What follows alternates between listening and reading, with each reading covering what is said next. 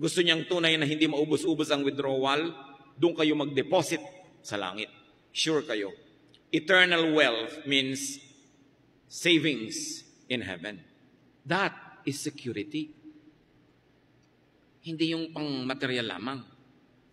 Hebrews 10:34.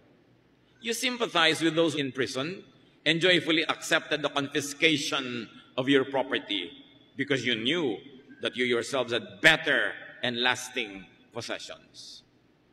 Nung araw po, sa persecution ng mga Kristiyano, lalong pinahirapan ng gobyerno ang mga Kristiyano nung unang panahon.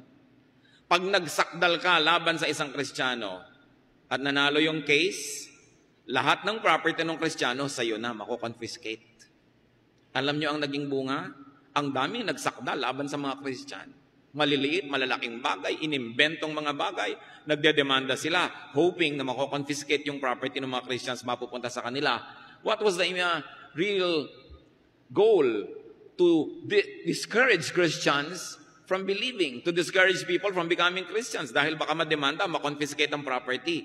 Pero yung mga mananampalataya, hindi sila nag-give up. Kahit pa nga natatalo sila sa mga kaso, hindi sila nag-give up. Kaya sabi dito, you joyfully accepted the confiscation of your property.